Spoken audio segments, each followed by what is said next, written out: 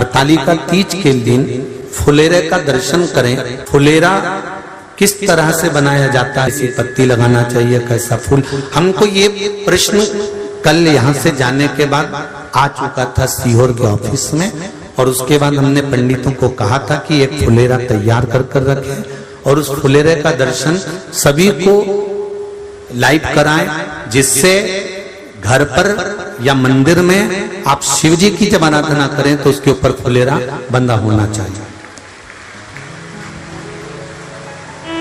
जैसे ये शिवलिंग आपने बनाया बालू रेत का, मिट्टी का, जो शिवलिंग का निर्माण करा है, उस शिवलिंग का निर्माण करने के बाद में आपके मध्य में जब आप शिवलिंग बनाते हो घर के अंदर हॉल में या मंदिर में, तो ऊपर कोई कुंडी वगैरह लगी हो, पंखा लगा हो, उस पे से रस्सी बांध कर लेकर आकर इस फुलेरे को इस तरह से शिव जी के ऊपर लटकाया जाता है। इसको फुलेरा कहते हैं। ये भगवान शंकर का अखंड सौभाग्य देने का फुलेरा होता है, जिसको माता पार्वती जी, उमा, कात्यायनी देवियों ने इसका स्मरण किया।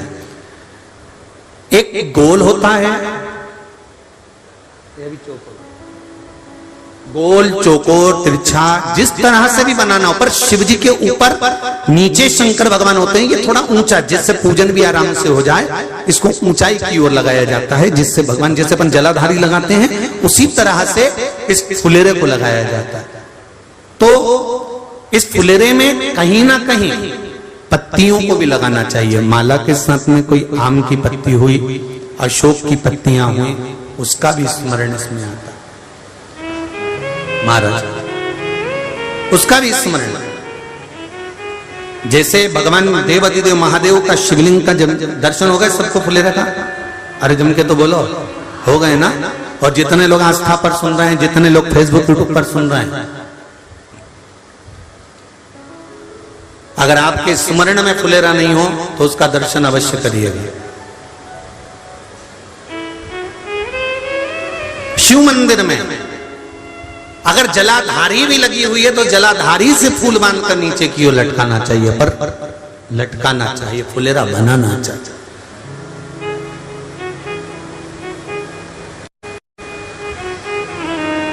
सात फल हैं फुलेरा के। कितने फल हैं? 7। ध्यान दीजिएगा। पहला, फुलेरा जो नारी व्रत करती आती है और व्रत कर्म उसका चलता रहता है, उस व्रत कर्म के अंतर्गत मान लो किसी कारणवश बीमारी में, कोई गमी के अंतर, कोई सूतक सावड़ के अंतर्गत अगर नारी पूजन नहीं कर पाती है, पूजन नहीं कर पाई और उसने केवल फुलेरे का दर्शन ही कर लिया, अपने पलंग पर पड़ी पड़ी भी फुलेरे का दर्शन कर लिया है, तो नारी को हरतालिका तीज के व्रत का फल प्राप्त हो जाता है। 7 फल हैं भगवान शंकर के हरतालिका तीज के फुलेरे का। पहला फल व्रत का मूल। दूसरा, यदि कोई नारी आई और उसके संतान नहीं, 10 साल, 8 साल, 5 साल, 6 साल, 7 साल, 12 साल, 15 साल हो गए, उस फुलेरे का मात्र स्मरण कर कर एक पुष्प भी उसने अगर हल्दी कुंकू का लगाकर उस फुलेरे का टच कर कर भगवान शिव के पावन चरणों में रख दिया है और विनती कर कर गई है, तो अगला फुलेरा वो खुद बनवाती है, उसकी गोदी में संतान आ ही जाएगा। अगला फुलेरा वो खुद बनवाएगी, के जाएगी, जी जी अगली बार फुलेरा मेरी तरफ से बनवा देना, मंदिर में फुलेरा मेरी तरफ से लगवाना, अगली बार जब तुम पूजन करो तो फुलेरा मेरी तरफ से बनवाना। ये फुलेरे का महत्व। तीसरा,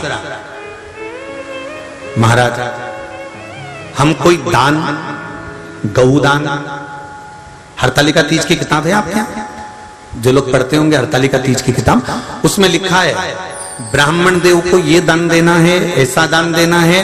अब कोई गरीब है, कोई साधारण है, नहीं है किसी की कैपेसिटी, नहीं दे सकता, तो क्या होता है? तो कहा हम गौदान नहीं कर पाते, हम स्वर्ण दान नहीं कर पाते, हम वस्त्र दान नहीं कर पाते, हम मुद्रा दान नहीं कर पाते, हम अन्नदान नहीं कर पाते, हम ये सारे दान अगर नहीं भी कर पाते हैं तो शिव महापुराण की कथा कहती है तीसरा फल फुलेरे का है कि मात्र फुलेरे का दर्शन स्पर्श कर लेने से सारे दानों का पुण्य फल प्राप्त हो जाता है। यह तीसरा फल फुलेरे। अब हरतालिका तीज का फुलेरे का चौथा महत्व है महाराज। चतुर्थ महत्व हरतालिका तीज के फुलेरे का है जो कुंवारी कन्या हरतालिका व्रत करती है, पहली बार जो हरतालिका तीज का व्रत करती हैं या हरतालिका तीज का उद्यापन कर देती हैं या किसी कारणवश शरीर ऐसा नहीं रहा कि बिना पानी के नहीं रह सकती, तो 2 बूंद अगर उन्होंने पानी भी पी लिया है या कोई कारणवश एक कुछ गलती हो भी गई है तो मात्र फुलेरे का दर्शन कर लेने से वो गलती शंकर स्वीकार कर कर उसको क्षमा कर देते हैं। ये चतुर्थ भाव के अंतर्गत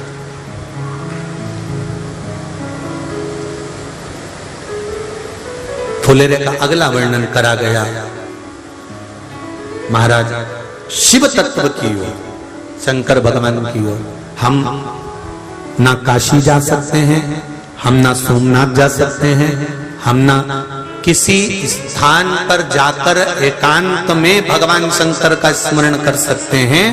मान लो हमें एकांत में बैठकर शिव की भक्ति करना है, किसी मंदिर में किसी देवालय में जाकर भक्ति करना है, तो फुलेरे का मात्र दर्शन करने से, पूजन स्मरण करने से उस भक्ति का फल भी हमारे खाते में आ जाता है। और फिर अगला आखिरी का जो वर्णन किया गया है वो कहा गया कि पार्वती मैया गुफा में जाकर भगवान का भजन करती थी, शिव का स्मरण करती थी और फिर अपनी सहेलियों के साथ बैठकर शंकर का स्मरण करा, जिसका फल पार्वती को मिला। तो कहा हम ना किसी गुफा में प्रवेश कर सकते हैं, ना हम किसी गुफा में या जंगल में जा सकते हैं। इस फुलेरे के नीचे शंकर भगवान की जब अर्चना करते हैं, आराधना करते हैं, हरतालिका तीज के दिन फुलेरे के नीचे हम भगवान शिव की पूजन करते हैं, तो हमारा वन में किया गया भजन का फल ही हमको प्राप्त हो जाता है। ऐसे फुलेरे का हरतालिका तीज का पूजन व्रत कुंवारी कन्या कर सकती है, शादी होने के बाद भी नारी कर सकती है। अंतिम अवस्था तक प्राण छूटे तब तक हरतालिका तीज का व्रत नहीं छोड़ना चाहिए। एक व्रत हमेशा याद रखो, एक एकादशी और एक हरतालिका। हाँ इतना जरूर है, ज्यादा शरीर बेकार हो गया, बुढ़ापा आ गया, शरीर नहीं साथ दे रहा, तो कुछ फल खा लो, कुछ चाय दूध जूस आप लेकर कर लो। इतना भी नहीं बने, शरीर बहुत ही बेकार हो गया, तो आप एक समय फल का फलहार धारण कर लो, ठीक है। पर हरतालिका व्रत करने वाली माताएं भले उद्यापन कर दे तो उस व्रत को थोड़ा हल्का कर लो। उद्यापन करा मतलब तुमने व्रत को हल्का कर लिया, थोड़ा हल्का कर सकते। हरतालिका तीज का जो व्रत का उद्यापन करते हैं उसमें 5 चीज रखते हैं ना, 5 कपड़े स्त्री के, 5 कपड़े पुरुष के, 5 तरह का अनाज, 5 तरह का फलहार, 5 तरह का फल। तो 5 तरह का जो फल रखाता है हरतालिका तीज के उद्यापन में, दुनिया के लोग उस 5 तरह के फल को, केला गिन ले, पपीता गिन ले, मौसम्बी गिन ले और अनार गिन ले, संतरा गिन ले, सब कुछ गिन लेते हैं, पर उस 5 तरह के फल में धतूरे को नहीं गिनते। पर शिव कथा में वर्णन आता है, हरतालिका तीज के उद्यापन में लिखा हुआ है सबसे पहले 5 फल अगर गिनना है तो उसमें पहले धतूरे को गिनो, क्योंकि शंकर को वो प्रिय होता है, शंकर उसको स्वीकार कर लेता है। और धतूरा शंकर भगवान को क्यों चढ़ाया जाता है उसका प्रसंग आपको पहले भी कहा, आज फिर कहते हैं। धतूरा जब हम भगवान शंकर को समर्पित करते हैं तो हमारा कोई कार्य अटक रहा होता है, जिस कार्य को बार बार एग्जाम में बैठ रहे हो, बार बार परेशान हो रहा है, बार बार इंटरव्यू देने जा रहे हो, नहीं हो रहा, एक बार धतूरे को हृदय से भगवान को प्रेम से, करुणा सागर मेरे शंकर को दिल से एक बार वो धतूरा भगवान से विनती कर कर उसको चढ़ाओ तो सही, भगवान तुम्हारा कार्य सफल कर देगा। पर दिल से चढ़ाना, हृदय। हरतालिका तीज की पूजन करने वाले को चाहिए कि बालू का, मिट्टी का शिवलिंग बनाना चाहिए। फुलेरा जो बनाया गया है ऊपर शंकर जी के ऊपर लटकाने के लिए, टांगने के लिए उसके नीचे शिव, पार्वती, गणेश जी की सुंदर बालू की मूर्ति बना लेना चाहिए, पार्थिव लिंग का निर्माण कर लेना चाहिए, शिव की आराधना करना चाहिए, जो फल आपके पास में हो शंकर को समर्पित करना चाहिए, पूजन करना चाहिए, आराधना करो। सबसे पहली पूजन हरतालिका तीज की प्रदोष काल के अंतर्गत हो जाना चाहिए, शाम के समय पर। प्रयास करो प्रदोष काल के समय पर पहली पूजन हो जाए तो ज़्यादा अच्छा। पर लोगों की आदत रहती है कि 8 बजे तक, 8:30 बजे तक, 9 बजे तक पहली पूजन करें, फिर दूसरी आराम से, फिर तीसरी, फिर आराम से, फिर चौथी। तो ऐसा सब अपने अपने हिसाब से।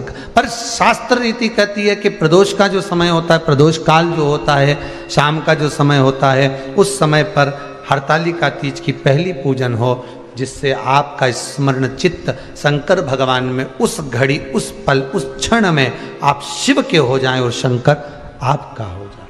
हाँ, अगर किसी के आने में देरी हो, कोई आ नहीं पा रहा है, बहुत देरी हो रही हो, तो हरतालिका पूजन व्रत वर्णन करता है कि शिवलिंग का निर्माण, पार्वती जी की मूर्ति का निर्माण, गणेश जी का निर्माण और फुलेरा जो बनाया हुआ है, ये प्रदोष काल के पहले बनकर तैयार हो जाना चाहिए। प्रदोष काल के अंतर्गत फुलेरा नहीं बनना, फुलेरा पहले बन जाना चाहिए। और बहुत विशेष बात ध्यान रखिए हरतालिका तीज की, कि शंकर जी का जो आपने स्वरूप बनाया है, पाटे में, थाली में, चौकी पर, चौरंग पर जो स्वरूप बनाया है, वो पहले नहीं रखना है। पहले क्या बांधना है? फुलेरा।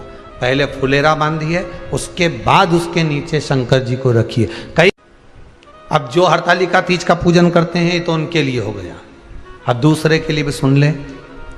जो नारी हरतालिका तीज का पूजन नहीं करती, व्रत नहीं करती, साधना नहीं करती, उसके लिए भी कहा गया कि आप अगर ये व्रत नहीं करते हो तो एक कार्य जरूर करना, कहीं पर फुलेरा बंधा हो, हरतालिका की पूजन हो रही हो, 5 मिनट 10 मिनट निकालकर अपने आसपास के किसी पौधे में से पत्तियां लेकर या पुष्प लेकर, 5 वृक्ष की पत्ती या 5 वृक्ष के पुष्प लेकर शंकर भगवान को जब पूजन हो रही हो, 5 मिनट माताएं जब पूजन कर रही हों, तब आप भी उस पुष्प को, उस पत्तियों को शंकर को समर्पित कर सकते हो। ये नहीं चढ़ा सकते तो 5 फल नहीं चढ़ा सकते तो 5 कुछ भी पुष्प आदि का आप शिव को समर्पित कर दो।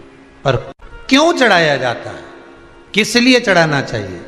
तो कहा कन्या स्त्री अगर मान लो हरतालिका का व्रत नहीं करती, पूजन नहीं करती, आराधना नहीं करती, तो वो कन्या, वो नारी, वो स्त्री, वो पुरुष कार्य तो बहुत करेगा, दुकान भी 4 चलाएगा, व्यापार भी बढ़ाएगा, पर संपदा को जोड़ नहीं पाएगा। 1 रुपये कमाएगा, 1.25 रुपये खर्च वाला काम चलेगा।